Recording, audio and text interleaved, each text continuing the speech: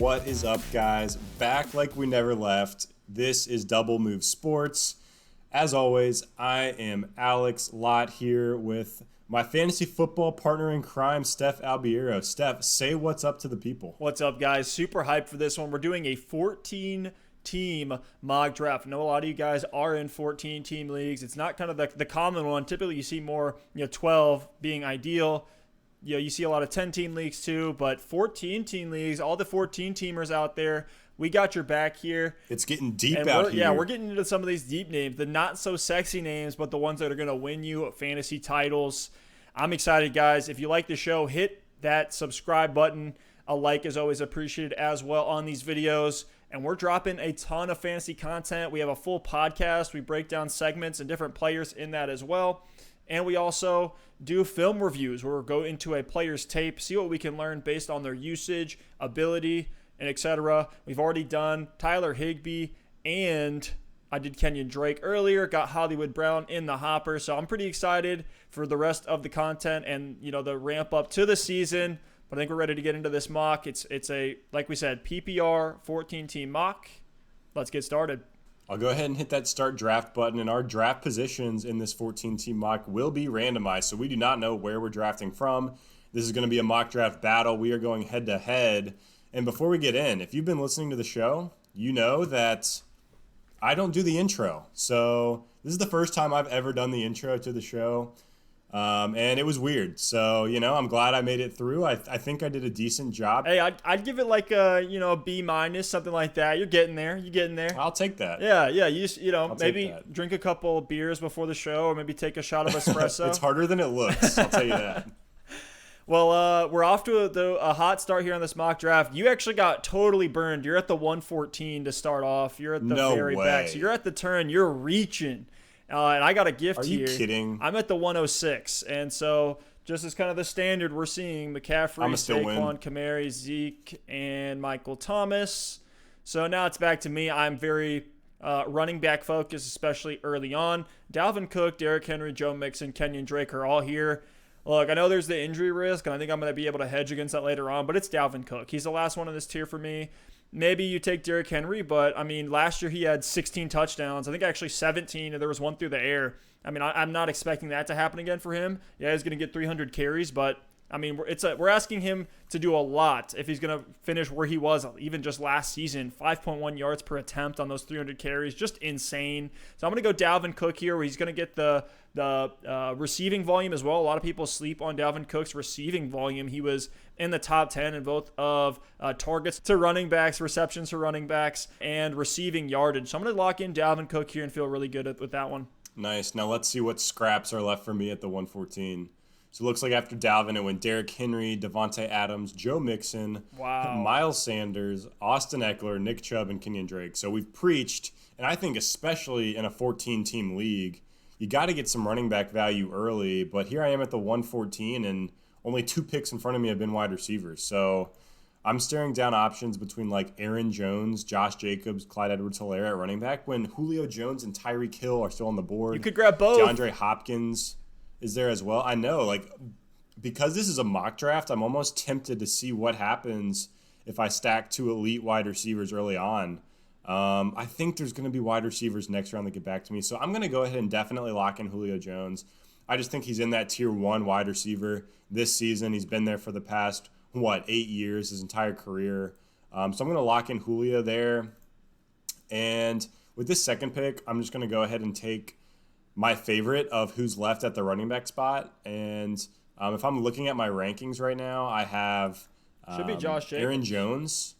I have Aaron Jones as actually the RB9 and Josh Jacobs as the RB11. I think Aaron Jones is definitely getting, faded on draft boards because they did draft A.J. Dillon. He's still very involved in the receiving game. I don't think that's going to change. They have Devontae Adams, Alan Lazard and Devin Funchess through the air. So I think Aaron Jones is going to continue to be involved. He should still see a ton of goal line work. He tied for the league lead in touchdowns last season. You don't just give that work to a rookie. So he will still have boom, bust games. But I think I'm going to go ahead and take Aaron Jones here. I would love to try out that Julio Tyreek stack, but I just know when it gets back around to me, there's probably at least going to be one wide receiver that I still like, kind of in that wide receiver 2 tier. We've talked about it being a lot deeper this year than in years past.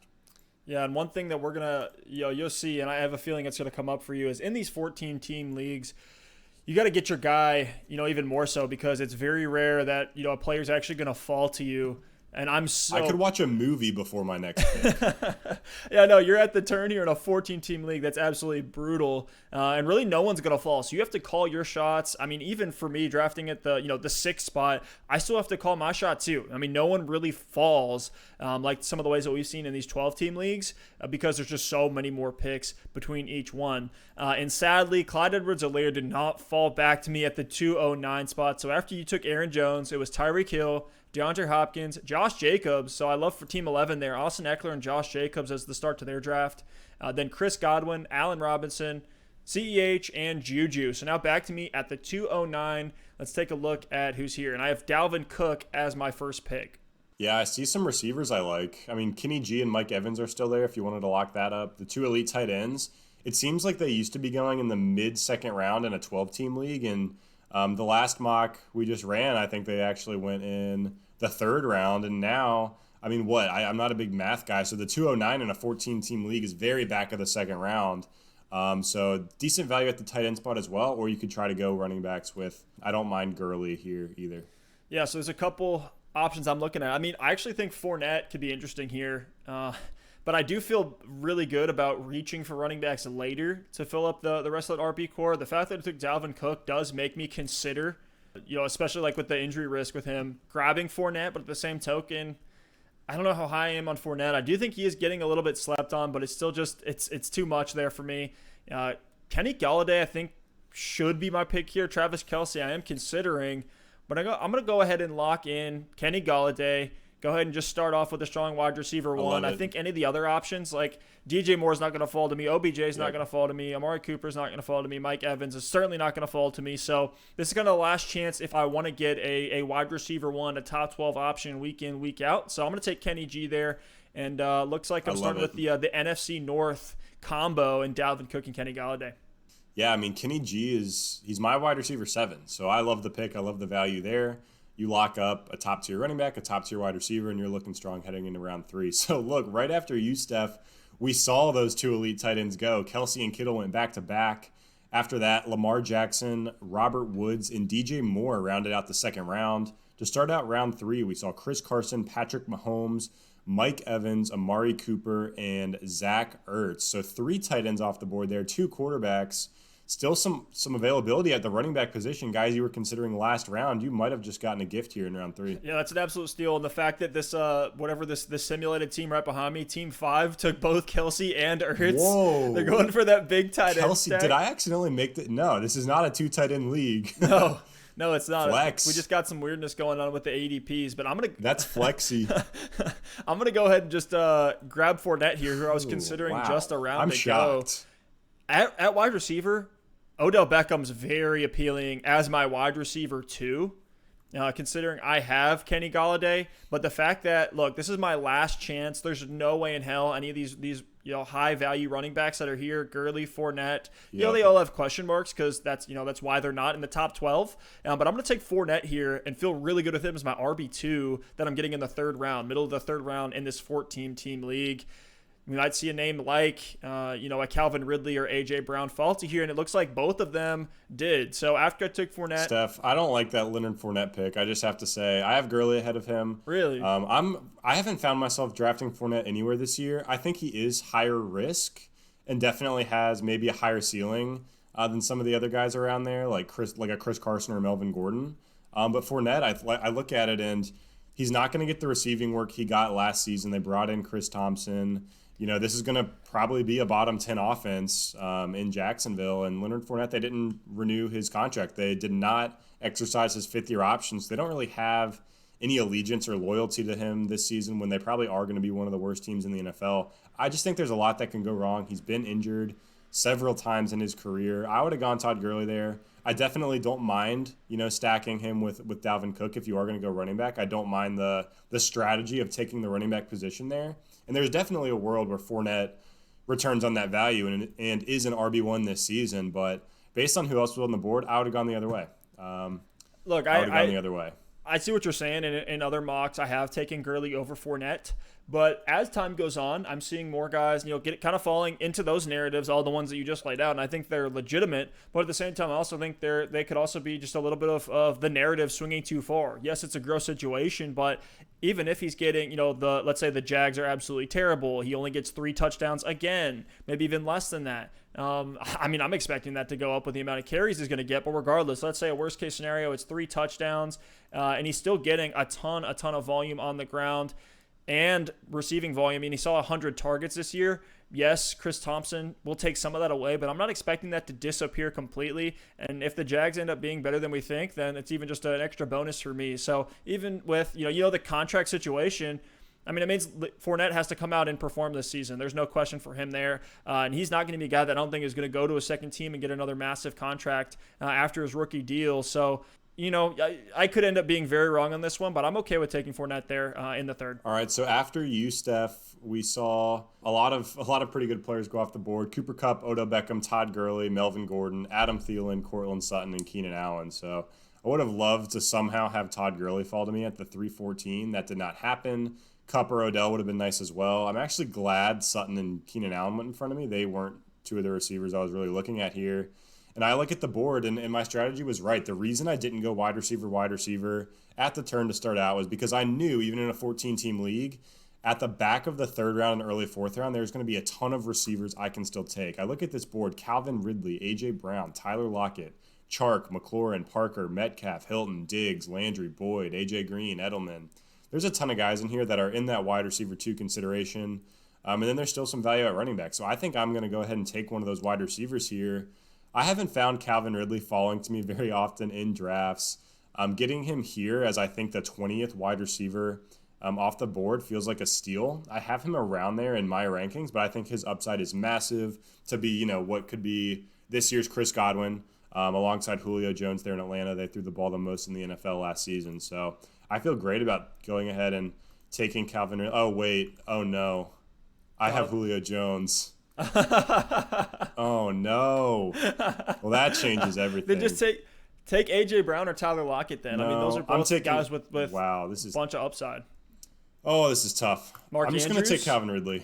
I'm just going to do it. I think this offense can support 2 wide receivers. I like Calvin Ridley not because I don't like Julio Jones. And if you had Godwin and Evans last year, you were just fine. So I typically don't like doing that, but compared to some of the other guys there, maybe I could have gone Lockett or Chark, but I like Calvin Ridley a lot, so I'm going to take the upside. And now I'm going to go with a running back. I cannot wait on running back in a 14-team league. If it comes back to me, I'm going to be looking at like Darius Geis and James White as my RB2. And the guy I wanted here actually fell to me. I'm going to go with Le'Veon Bell. We've talked about him a lot on the show. I think as a RB2 in a situation in New York where the offense might not be great, yes, Adam Gase is the head coach. Le'Veon's going to get the volume. There's no doubt about that. I think James Conner, Jonathan Taylor, those 2 guys are sitting there as higher upside options. James Conner, if he stays healthy, should be close to an RB1. Jonathan Taylor, there's all sorts of things that could go right in Indy behind that elite offensive line. But Le'Veon Bell's the safest of the bunch. He's going to be involved in the passing game. This is PPR. So locking up Bell as an RB2, and he finished, as the RB16 last year, and everyone acts like he sucked? Like, if he finishes as the RB16 again, he can't be more inefficient than he was last year. He has to increase his efficiency. There's no reason to believe he shouldn't be at least a high-end RB2, and that's where I'm going to draft him here. So I'm going to take Le'Veon Bell, and that gives me Aaron Jones and Bell as my running backs in that Atlanta stack of Julio Jones and Calvin Ridley at wide receiver. Very nice, very nice. I probably would have gone Jonathan Taylor there, but can't blame you too much for taking Le'Veon. He's really the safest of that tier. So after you took Le'Veon, it was David Montgomery, Jonathan Taylor, Tyler Lockett, Mark Andrews, and Darren Waller back-to-back at the 405 and 406.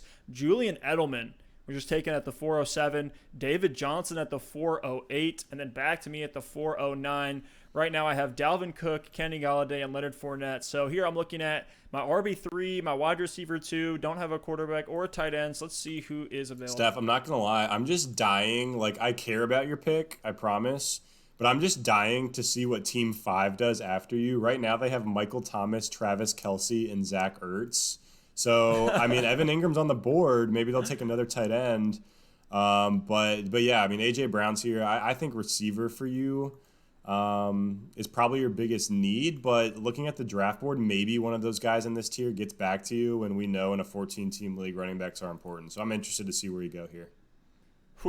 So let's take a look. So everybody has one wide receiver. All these guys are looking at for their wide receiver 2 at this point. So I don't think anybody in this tier is going to fall back to me. I think the team that the team 5 you just talked about, they only have Michael Thomas, don't even have a running back, so maybe they go running back. But then the other team is Amari Cooper as their one. The other one has Mike Evans, Robert Woods, and DJ Moore are all the ones that these teams have. So I feel like they're going to grab their 2s. This is really where the high value 2s with the upside to be the ones get sort of shallow. I'm looking at A.J. Brown here. Man, that's a league-winning pick if I make it and he pans out, but I think there's also a world where we see him disappear. He's going to be more boom-bust than most wide receivers. And with that, I think I'm going to go DJ Chark on this one. I love that pick. On the cusp of a wide receiver 1. I have him as like my wide receiver 13 or 14. He's right there. I think if the chips fell his direction, he could be kind of like a Devontae Parker last year where all the volume just ends up getting siphoned to him. I know people are high on, like Laviska Shenault is a deep sleeper. Some people like, the D.D. Westbrooks and Conleys of the world, but I don't see them taking away the volume, especially when Minshew is the guy, and we saw the rapport that Chark and Minshew had. So I'm going to take Chark here and feel really good about my wide receiver 2 spot. And I'm hoping that, James Conner, Mark Ingram, Devin Singletary falls back to me here for my next pick. I love it. Yeah, I've got Chark as my wide receiver 17, so I have him right there as a very strong wide receiver 2. In my rankings, I actually have him ahead of Calvin Ridley, who I took, and I know I also had Julio Jones. So this is one of those situations in mock drafts. Calvin Ridley hasn't fell to me very often. I love the upside based on the team I had. I went with Calvin Ridley. It's not always just like who's higher in rankings. We like to do tier-based drafting. We like to look at situation as far as volatility. Who are the upside guys? Who are safer guys? Things like that. But I love the pick with Chark there. I really do. And after you, Team 5 was able to secure a running back. They took James Conner. After Conner, we saw A.J. Brown, McLaurin, Marquise Brown, and DK Metcalf come off the board. And then in round 5, it was Devontae Parker, Cam Akers, Tyler Boyd, Devin Singletary, and Raheem Mostert. So, Steph, you're back on the clock at the 5:06. You've got 2 running backs, 2 wide receivers. So really any position is on the table here, probably except quarterback. Yeah, and I was exactly right with my assumption here that all these guys were going to go wide receiver because they did. Some of them even took 2 wide receivers before it came back to me. So I'm really glad that I was able to grab Chark in there. So let's see who's available at running back. And this actually becomes really easy for me. Even though T.Y. Hilton is sitting there, and he's extremely appealing, especially for where we're at in this draft. Mark Ingram is there, and for, kind of hedging against the questions for both Cook and Fournette, I feel like Ingram is the guy that I can take and then plug in. Worst case scenario is my RB2 and be able to make my pick between Cook and Fournette. So I'm going to grab Mark Ingram here. I'm really glad that he fell to me. I think he's a guy that a lot of people are fading. You included, Alex, and I know we've had this debate on and on and on. It's going to be one of those where we agree to disagree, but Ingram being as the sure one, I'm pretty much getting Ingram in every single draft here. I don't see a world where he's outside of the top 24, and I think he has the upside to continue, just like he has the last 5 of the last 6 seasons, to be an RB1 again. I think there's a world where the passing volume does go up for him. Yes, J.K. Dobbins is there. I'm a little bit scared, but at the same time, that's the reason why I'm able to get Mark Ingram here. That's kind of the last one that's a sure bet to be a top 24 guy. So I'm going to pull the trigger on Ingram as that third running back with Dalvin Cook and Fournette. Steph, don't clip this, but I actually don't hate your Mark Ingram pick there. It might be one of the nicest things I've said about him all offseason. I'm posting that everywhere. Your RB3, I think he's the 26th or 27th running back off the board. He gives you some depth and stability from a veteran. He will see carries in this offense. He's always going to have a chance to score a touchdown. I would not have made that pick with Kareem Hunt on the board. I find myself taking Hunt over Ingram in just about every draft. But for your situation, if you're a guy who thinks Ingram is going to be a top 24 running back, I really don't mind it. Well, after I took Ingram here, we had Dak Prescott, Kareem Hunt, Russell Wilson, Jarvis Landry, T.Y. Hilton, Tyler Higbee. Your boy did not make it back to you again. That hurts to see, guys. Go check out a fantasy film room that Alex just dropped on our YouTube. It was fantastic, and I was absolutely floored to see Higbee getting some of the usage and opportunity that he was with the Rams when they went into that 12 personnel. If that continues, Love that pick there at the 5-12. You've really changed my mind on Higbee as the season's gone on. And then after he was taken, A.J. Green was taken off the board. So now back to you, and we were really in the same situation where, 2 running backs, 2 wide receivers, and so now anybody is available for you. You have 2 picks here being on the turn. Where does your mind go here at the 5-14? I would have probably taken Tyler Higbee here, I will say, if he was available. Back of the 5th, early 6th in a 14-team league. And it's tough because another tight end that I love targeting in the middle rounds is Hayden Hurst. And now I really cannot take Hayden Hurst, already having Julio Jones and Calvin Ridley. So I'm probably going to punt the tight end position as far as I can and go ahead and shore up my wide receivers and running backs, especially in a deep league like this. So there's actually 2 guys. A lot of the guys I liked went right in front of me. I would have loved to have Green, Hilton, quite frankly, Landry or Kareem Hunt. They're all gone. So there's a couple names that stick out to me. One at the receiver spot. He's right up here in the ECR on Fantasy Pros. It's Stephon Diggs. As a wide receiver 3, he'll be in my flex. Diggs as a flex, talent-wise, he might be top 10 in the league. And I know the situation in Buffalo is murky. He's on a new team. Who knows the rapport he's going to have with Josh Allen. Allen isn't the most accurate passer we've ever seen. So, the target volume is going to be low. There's a lot of things working against him. But Diggs last season was very efficient on the targets that he did have. So I think he could be a really solid flex for my team here. I think he has a lot of upside in Buffalo. Earlier on in the offseason, I was a lot more bullish on Stephon Diggs. I think when we found out he went to Buffalo, I was vouching for him to be a wide receiver 1, potentially in the top 12. I definitely have backed off that quite a bit as the offseason has gone on, as I've started to work through the numbers, things like that. I think the upside is there as a top 12 guy. I don't think it's likely. I don't think that's where he will finish. But right now, he's a wide receiver 2 for me. So to lock him up as my wide receiver 3 feels really good here at the back of, the 5th round? Back of the 5th. And I'm wondering, Alex, are you considering Kyler Murray here? We're in a 14-team league. Kyler Murray typically goes into 12-team leagues in the 6th round. So we're here at the 601. I do not think it would be a reach, especially with Russell Wilson and Dak Prescott. If you wanted to take Kyler here, I know you're probably feeling pretty confident that you can take a late quarterback strategy and it'll pay off for you, but are you at least considering Murray in any way? No, I think the only way I'm going to end up with Dak, Russell, or Kyler this year are if it's like an insane value. Like if we're sitting here and one of those guys would have gotten back to me at the 7-14, that's when I'd take them. But realistically, that's not going to happen. So I just find myself waiting on the quarterback position and being really happy when I end up with Carson Wentz, Drew Brees, Matt Stafford, or Aaron Rodgers in the last round. So I'm looking at the running back spot here in a 14-team league. Running backs are so scarce. So I'm going to go ahead and lock up a high upside guy. Last round, I went Le'Veon Bell, who was a bit of a safer pick. So I'm going to take a rookie here. I'm going to take DeAndre Swift in Detroit. He's a high upside guy. He's going into a situation with Kerryon Johnson there, but they spent 2nd round draft capital on him. He's a very, very talented player. He should be involved in the receiving game as well. And if things go right for DeAndre Swift, he could be, a solid RB2, maybe even a low-end RB1 this year if Kerryon Johnson deals with any kind of injury. So I'm going to lock in Swift. I think he'll have some standalone value as kind of an RB3 with potential to jump up into the RB2 range if some things go his way. And Kyler went right after you. You took Swift at the 601. Kyler went at the 602. After that, Brandon Cooks, Hunter Henry. That's probably the earliest I've seen Hunter Henry get taken, 604. Granted, it is a 14-team league, but still, over Ingram. But after Henry, it was Deshaun Watson, Deebo Samuel, Evan Ingram, Will Fuller, and then back to me at the 609. There's a lot of different ways that I could go with this. I have 3 running backs, 2 wide receivers. So I'm going to take a look at wide receiver first. It looks like a few guys that I like are available. Michael Gallup, Marvin Jones, Christian Kirk, Deontay Johnson, even Sterling Shepard and Darius Slayton. I like both of those names quite a bit. Hayden Hurst is here for me, who I might consider as well. Then at running back, man, I'm really tempted to take Ronald Jones here.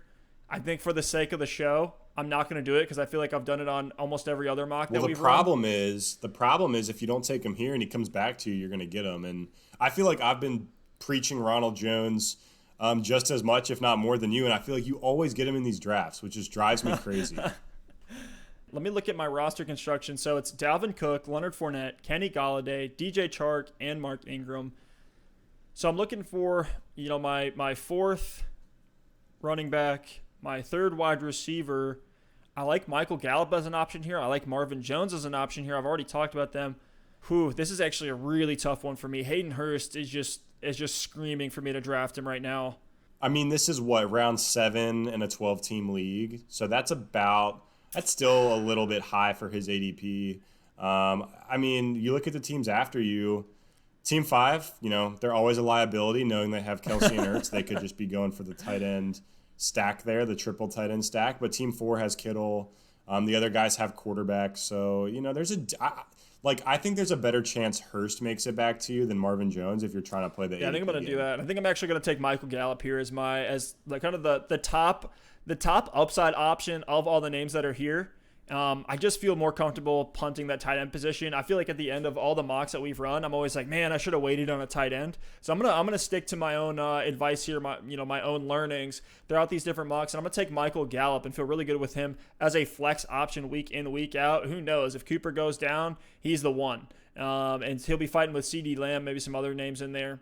Blake Jarwin might take some volume away, but I like Gallup a lot. I think he impressed a ton of this last season. He kind of had a breakout, and I feel like people aren't talking about him enough. And after I took Gallup here, Tom Brady, Josh Allen, so 2 QBs go back-to-back. Keyshawn Vaughn at the 6-12 is way too early for me. Way too early. Marvin Jones at the 6-13. Matt Ryan at the 6-14, and then a massive receiver run. Deontay Johnson, Christian Kirk, Anthony Miller, Jamison Crowder, Justin Jefferson. No, back to me at the 7:06. So we were right. We played the ADP game. Both Hayden Hurst and Ronald Jones did make it back to me. The fact that I feel pretty good at running back right now tells me that I'm going to take Hayden Hurst. The fact that I have Dalvin Cook, Leonard Fournette, and Mark Ingram, I feel like I can take some even deeper shots. Maybe Jordan Howard falls back to me. Maybe even a Phillip Lindsay or a Tevin Coleman super late. So I'm going to go ahead and take Hurst here and not have to totally punt the tight end position. And I feel like I'm getting him at a decent value at this point. I was even considering him last round. I'm really glad you're taking her, so I'm not tempted to take him alongside Calvin Ridley and Julio Jones. All the other Atlanta. Wow. So it looks like after Hayden Hurst, we saw John Brown go. And we saw Carson Wentz, Gronk, James White, Matt Stafford, and Drew Brees here in the 7th round, and then CD Lamb. So it looks like just about every team, every team has a quarterback except you and I. So that's good. Maybe that means we can wait here several more rounds, and there's still plenty of good names on the board. You look at who's still there at the quarterback position: Aaron Rodgers, Daniel Jones, Big Ben, Tannehill, Goff, Baker, Cam Newton, Joe Burrow. So plenty of options. And Steph, I just made the joke about Ronald Jones never following me in drafts, and here he is. It happened. I'm taking Ronald Jones. Thank you for allowing me to select my guy. I feel like I've been preaching Ronald Jones all offseason. 7-14 is great value for him as my RB4 in a 14-team league. That's insane. I really think Ronald Jones is an RB2 this season. So I'm feeling really good about my squad. I have really good running backs. I mean, with everything that happened last year with Ronald Jones, he still finished as the RB25 in PPR leagues. I'm not worried about a rookie Keyshawn Vaughn when Bruce Arians wouldn't even start a rookie David Johnson when he was tearing up the entire NFL. I don't know where everyone thinks that Vaughn's just going to come in and instantly take over. His ADP has been creeping up to uncomfortable levels, and Ronald Jones was extremely efficient in the red zone last year, so I love that pick there. He had the highest red zone scoring rate among all the Peyton Barber, Dare Gumbawali, all those guys last year. So Ronald Jones, if Brady gets the ball moving, gets him down there, Ronald Jones is getting in for 6. So I love that pick. Steph, over under 9.5 touchdowns for Ronald Jones next year. Oh man, that's tough. I would say he's right at that 9 or 10 range. I'm gonna say the under. I'm not gonna get on the hype train too much and say 12 is what I would bet on. I think that is where he could get up to. It could be almost like a LeGarrette Blount type situation where he's just, getting touchdowns, all this massive touchdown volume. But I'll say, 7 or 8 is realistic for him. I've got him statted out for 8. But looking at last season, I mean, Peyton Barber had 6 rushing touchdowns and Ronald Jones had 6 rushing touchdowns. You'd think with Brady, they can punch it in on the ground a little bit more frequently. So it's definitely in the range of outcomes for him to see double-digit touchdowns this year. But let's go ahead and move on to my next pick. I could really go anywhere here. I'm probably going to continue to wait on the quarterback spot. I could take a deep shot name at the tight end position, but I'm actually going to go ahead and build some receiver depth. I'm going to take an upside pick here. My pick of the Giants wide receivers, it's Darius Slayton. He's going, right behind Sterling Shepard. in front of Golden Tate. Tate might be the best value of the three, but I think Slayton has the most upside. So I'm going to go ahead and lock in Slayton as my wide receiver 4. And now I can spend probably my next 2 picks finishing up my starting lineup at the quarterback and tight end spot and take some flyers at the running back and wide receiver position later on. So after your Darius Slayton pick, we got Henry Ruggs coming off the board, Tariq Cohen, Darius Geis, Sterling Shepard, Deshaun Jackson, Darrell Henderson, and Preston Williams. So back to me at the 809. Quarterback is still a position that I need to fill here, and then all my bench depth. So let's see who's available. Of the names left here at running back, Jordan Howard is a clear standout to me as the feature back in his offense. I've talked about Howard a lot, both on our last podcast, full threads breaking down his stats and his outlook on Twitter. So go check that out if you haven't had a chance to yet. But I think Howard is going to be great. And by great, I mean it's relative to where I'm getting him. I'm getting him here. I mean, per Fantasy Pros, he's the RB36. He's going to be my running back 4 to pair with Dalvin Cook, Leonard Fournette, and Mark Ingram. So just a way to shore that up, get another featured back, and really get the last name here of a guy who should be the RB1 on their respective depth chart. I think all goal line work, first and second down, any power run game duties are going to Jordan Howard. He's fully healthy and ready to go now, back from that shoulder, both confirmed by him and the organization. So I'm going to take Jordan Howard here. It's just another, running back depth piece, one that's, not as gross as a name like, a Tevin Coleman or a Sony Michel. Love that pick, Steph. Jordan Howard as your RB4 in a 14-team league has got to feel nice. And after Jordan Howard went Damian Williams, J.K. Dobbins, N'Keal Harry, Emmanuel Sanders, and Mike Williams to round out the 8th round. In the 9th, Nyheim Hines, Jerry Jeudy, Golden Tate, Mecole Hardman, and Allen Lazard. So, Steph, you're back on the clock here. You've got 4 running backs, 3 receivers, and a tight end. Are you thinking quarterback yet, or are you going to snag another wide receiver?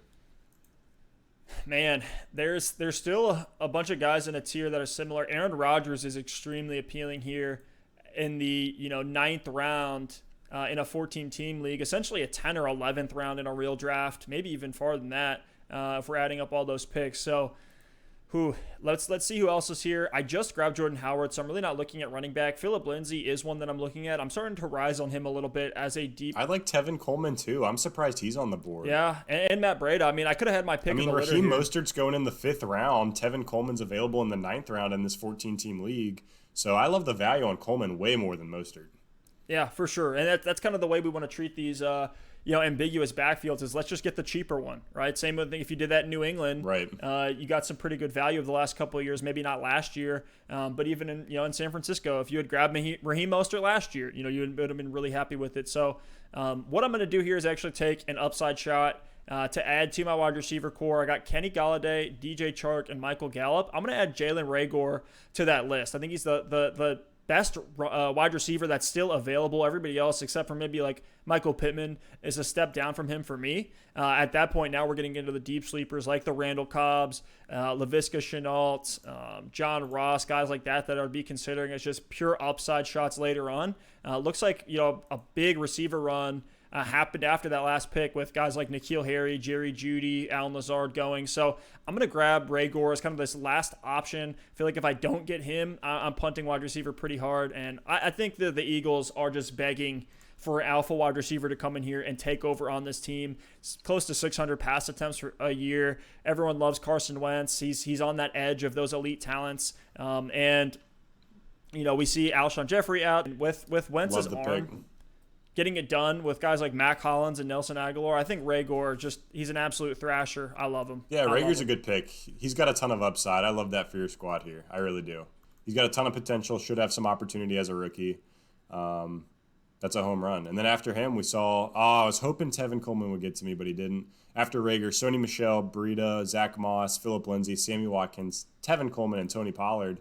I was actually looking back, like Tevin Coleman, in that divisional round, 49ers against the Vikings, Tevin Coleman had 22 carries, 105 yards, and 2 touchdowns. Mostert had 12 carries for 58 yards. So it's one of those situations where Shanahan's going to ride the hot hand.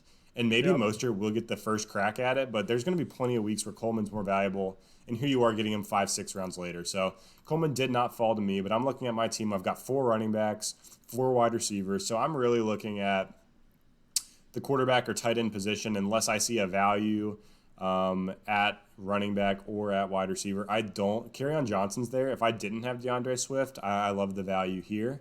And then there's that round of handcuffs like Latavius Murray, Marlon Mack, Alexander Madison, Boston Scott. Those guys are all available. I'm going to go ahead, I think, and lock up my quarterback. It's an upside guy. It's Daniel Jones. I locked up Darius Slayton for my bench, so who knows if Darius Slayton is the alpha in New York and Daniel Jones lives up to expectations and takes that next step forward. I could have a nice little stack there, so I'm going to lock up Jones as an upside guy. There's still plenty of more consistent options I could stream if need be if Jones does not pan out, like Minshew, Bridgewater, Derek Carr. Those names aren't great, but in a good matchup, they'll still be valuable.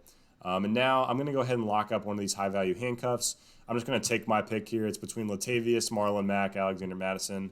I'm going to go Alexander Madison. I think he's got the most upside of that group. So I hate you, bro. You took the gamble and you did not lock up Madison. Like, dude, especially in a 14-team league, you're going to have to lock – if you take Dalvin Cook, you're going to have to lock up Madison in, like, the 8th round. That might be my biggest takeaway from this mock. I'm really kicking myself now for that Rager pick, knowing that Madison was there. And, we say 10th round for the 12-team leagues, get your high-value handcuffs. You got to move that up around here in the 14-team league. And I think especially with Dalvin Cook, you might have to move it up another round because Madison's the name everyone's talking about. It's true. It's true. Aaron Rodgers is still here, and I'm at the 4 picks left. Don't have a quarterback yet. Everybody else does, including you. So I'm the last guy with my pick of the litter at QB. Aaron Rodgers is a name that I can essentially shore that up. Let me check real quickly to make sure there's any other options I'm looking at. I already have Hayden Hurst, so I'm not really looking at tight end. Let me give you a hint. There's not. Yeah, these are pretty gross names. Anybody that I like here is just going to fall back to me. Maybe Boston Scott there as just one of those high-value handcuffs that I could take. But I'm going to go ahead and just get Rodgers, knowing that, somebody else, even if you have another, QB, like let's say you took, Josh Allen in the 6th, you're probably looking at, you see Rodgers there at, you're almost your last pick and you're like, well, I'll just grab Rodgers and have 2 good QB options. So I don't know if Rodgers is going to fall even with all the other quarterbacks being taken. So I'll grab Rodgers and hope that, Boston Scott falls back to me. And he does not. It's Marlon Mack, Kerryon Johnson, Noah Fant, TJ Hawkinson, and Jonnu Smith. So back-to-back-to-back upside tight ends. And then literally every handcuff you could think of. Antonio Gibson, Boston Scott, Duke Johnson, Justin Jackson, Raquel Armstead. So all the handcuffs are gone. And I'm going to have to learn from this mock, watch it back a few times and learn from this tape because now I'm here with really no handcuff options available. At running back is Adrian Peterson, Jamal Williams, A.J. Dillon. I'm not touching those names with a 10-foot pole. Giovanni Bernard, Darrington Evans. Maybe Darrington Evans is a handcuff option there, but I'm not really interested in him. Big Ben, Ryan Tannehill, and Jared Goff all there at QB. Brashad Perriman would be the one wide receiver that I would consider. Not really any other tight ends, maybe a Jack Doyle or Blake Jarwin, but I already have Hayden Hurst, so I feel okay with him. So I'm actually going to take a massive upside option in Brashad Perriman and just hope that he becomes the one on the Jets. Pretty gross name here, but I'm going to go ahead and take him just to add more depth to my roster, give me more options on a week-in, week-out basis. Worst case scenario, I'm dropping Perriman and moving on. Love it. That's a good pick there. That's probably the best wide receiver remaining as far as what his upside is. We saw him flash last year in Tampa Bay, so hopefully you can continue that with Sam Darnold in New York as that downfield threat. Maybe he can replace Robbie Anderson or come somewhere close. So after Brashad Perriman, A.J. Dillon, Alshon Jeffrey, Damian Harris, Carlos Hyde, A.P., Jamal Williams, and Anthony McFarland. So I'm sitting here without a tight end. And what round are we in? The 14th round? We're in the 11th round. Wow, what is 11th round? Yeah, no defense, no kicker on this one. That's right. Back of the 11th round, though, in a 14-team league. And if I look at the running back position, it's like Giovanni Bernard, Darrington Evans, Rashad Penny. Receiver is like Curtis Samuel and Dede Westbrook. And somehow Austin Hooper is still on the board at the tight end spot. Did something like happen to him? He's the 15th, 16th tight end off the board here. So again, punting tight end, Austin Hooper might not be the sexiest name at the position, especially in Cleveland in a pretty crowded offense, but the team should be better. Stefanski loves his 2 tight end sets. He's the highest paid tight end in the league after that contract. So I'm going to lock in Austin Hooper. They would not have paid him that much money if he wasn't going to be involved. Well, it's Cleveland. Maybe they would have, but he's not much of a blocker, so I expect him to be utilized in the passing game. I'm going to lock in Austin Hooper there. And back to me. Love it. I'm actually going to do something interesting here, and I'm going to go ahead. I punted the tight end, so I'm going to go ahead and take an upside shot at the position. Not someone I have to start on a week in and week out basis, but just a name that I can wait and see. And if they end up being, this year's George Kittle or this year's Mark Andrews, I might have actually won my league by hitting on a tight end late. And I know Fant, Gesicki, Hawkinson, Johnny Smith are off the board. A lot of the guys this late that people are excited about. But I'm going to go ahead and take Blake Jarwin. Steph, I know it's a guy you've been really high on this offseason. Yes, Dallas has an insanely competitive offense as far as target share goes with the 3 elite wide receivers there and Zeke. But who knows, if they continue to utilize the tight end, Blake Jarwin could be a steal. Dude, I agree. I was like, man, hopefully he goes Jack Doyle here, so Jarwin will fall to me. And then Doyle didn't fall to me either. So all those options there that I was considering as a tight end 2, it's just an upside play to shore up that position, are gone. And after you took Blake Jarwin, it was Chris Thompson, then Cam Newton, Jared Goff, Big Ben. We're here, second to last pick. You're getting Cam Newton. I mean, that's a great pick, and he's pairing him with Drew Brees. So shout out to Team 12 there, getting that nice QB room going. Jared Goff, Big Ben, like I said, Rashad Penny, Jack Doyle, then Darrington Evans. So now back to me, second to last pick. Real quick, I just want to say, with that last tight end pick, I have Doyle slightly ahead of Jarwin in my rankings, but for me, like the range of outcomes for Doyle, like best case scenario, he's a top 10 tight end, and I think he's much likelier to be a top 10 tight end than Blake Jarwin, but Jarwin's upside is a lot higher. And knowing I grabbed Austin Hooper there, I went for the upside at tight end, where if Hooper wasn't on the board, I probably would have taken Doyle over Jarwin if it was going to be my tight end 1.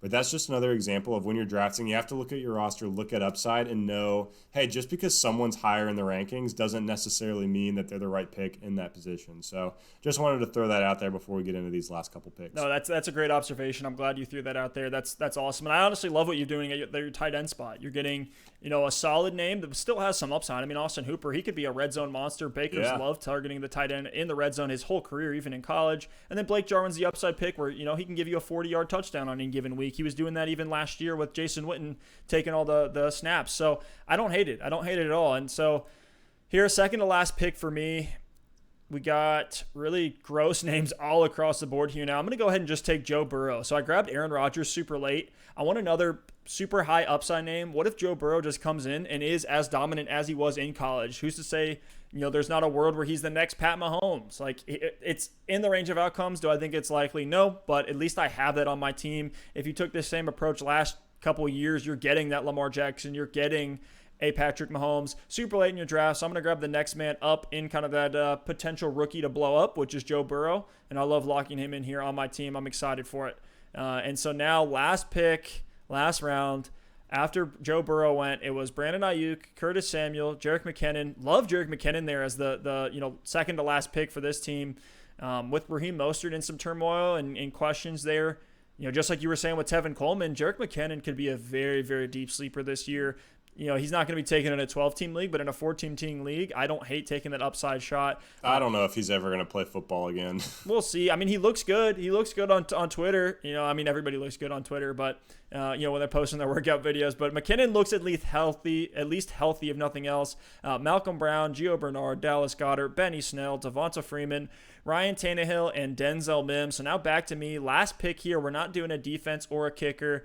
So essentially, I'm just seeing, who's the biggest upside out of all the names here. One that I really like that stands out to me, and this is a guy it's more of a dynasty stash than a redraft stash, would be Dare Ogunbowale, for the same reasons that we like both Keyshawn Vaughn and Ronald Jones. I think Ogunbowale could fall into that, big check down option for Brady there in Tampa. Let's see who else is here. James Washington could be an interesting one. Led the Steelers in receiving yards last year. Already has an experienced year with Big Ben. Everybody loves Deontay Johnson, but what's to say James Washington isn't the wide receiver 2 on that roster. Laviska Shenault could be great. There is health concerns with him, but I'm actually going to pair with Joe Burrow here. I'm going to take John Ross. Massive upside play. No way he plays 16 games. Even if I get him for 6 weeks of that explosion, I think it's worth it here as my last pick. Worst case scenario, he goes down or, the offense can't keep going, and then I just cut John Ross and pick somebody else up off the waivers. So I'm going to grab John Ross as my last pick and feel pretty good about that one. Eric Ebron, Ian Thomas, Chris Herndon are interesting upside names at tight end, but ones that I think I can find on the waiver wire later on. All right, so after Ross, we saw Ebron go off the board, then Baker, Antonio Brown, Dede Westbrook, Corey Davis, Chris Herndon, and Jace Sternberger. Sternberger. First time I've ever seen him drafted. But here I am, last pick of the draft. So look, it's the last pick of the draft, and all I'm trying to do here is pick a player that if they blow up week 1, I get an advantage on waivers. I don't need, some super safe Cole Beasley type option because everyone knows what Cole Beasley is. He's not like some guy that's going to emerge. And typically in leagues, what you'll see is week 1, maybe not week 1, but the first couple weeks of the season, there's normally a running back that really sticks out of nowhere and blows up. And those are the kind of guys you pick up early. They're involved in the offense. They earn a role that can change your season. Think about Phillip Lindsay 2 years ago. He was available everywhere, undrafted rookie free agent. Week 1, happened to be the starter, get a ton of work, and he won a lot of teams' leagues and got people into the playoffs. So I lean towards the running back position here because usage says a lot more about their future outlook, and snap counts say a lot more about their future outlook than if a receiver just happened to get a couple big plays. So when I look at this running back position, there's one name that sticks out to me, and I'm not really drafting him anywhere typically, but knowing that we're in a 14-team league, this is just an absolute dart throw. But Joshua Kelly's on the board. The Chargers drafted him in, I think, the 4th round. Eckler's there, but Melvin Gordon's gone. Justin Jackson's there as well. But who knows? Maybe Josh Kelly ends up being the guy that's splitting time with Austin Eckler. He could find his way onto the field unexpectedly and surprise us. So I'm just going to lock up Josh Kelly. It's a super long shot. It's a dart throw, but who knows? If he ends up with 2 touchdowns week 1 or something like that, maybe he'll have some value. Nice. Yeah, I love that pick as the final dart throw. He's really like that super deep upside piece at running back. Really the last one that was left. Everything else was like the 3rd running back on the depth chart. So I love it, man. Let's take a look at these rosters here and see who we ended up with. So we'll go through your roster first. You're drafting from the turn here. So you started from the 14th spot. You got Daniel Jones at quarterback, only quarterback that you drafted. Then it's Aaron Jones, Le'Veon Bell, Julio Jones. So you got Daniel Jones, Aaron Jones, and Julio Jones. So all the Joneses you got. And then Calvin Ridley. And Ronald Jones. Oh, and Rojo too. So yeah, very nice. Very nice. You're going to be keeping up with the Joneses this time. So it's Julio and Calvin Ridley at wide receiver 1 and 2. Very interested to see how that plays out for you. Austin Hooper at tight end. And then a lot of really good upside pieces and depth plays. Stephon Diggs, DeAndre Swift, Darius Slayton, Ronald Jones, Alexander Madison, Blake Jarwin, and Joshua Kelly. Now, if you had to change one thing, Alex, what would it be? What's kind of your biggest takeaway here for everybody watching? I think it would have been I would have actually loved to try out Julio Jones and Tyreek Hill in round 1. I think if I could go back, I would have loved to see what happens if I start out with 2 really strong receivers there on the turn. I think on the second turn, I could have ended up with Le'Veon Bell and Jonathan Taylor, which isn't the strongest running back room, but I would have had the wide receiver upside to carry me through. So I would have loved to try that strategy, not saying it necessarily would have been better for my team, but mock drafting here, especially this year when we've preached early running back, it would have been interesting to see what happens with more of that early wide receiver strategy. Steph, what about you? Madison? So my roster here, I got Aaron Rodgers as my quarterback with Joe Burrow stashed on the bench. At running back, I got Dalvin Cook, Leonard Fournette. I love my receiver core. Kenny Galladay and DJ Chark as my 1 and 2. Hayden Hurst at tight end. And then my bench, I think, is really, really good. Mark Ingram and Jordan Howard as running back options. Michael Gallup, Jalen Reagor, Brashad Perriman, and John Ross, all as big upside wide receivers that I have options of plugging in on a weekly basis. So, man, the only thing I would say, you did call it out there with the Alexander Madison pick. Probably should have, knowing that, hey, I took Dalvin Cook, shouldn't have let that one get away from me. So that's something I'll keep in mind when it really comes down to draft day.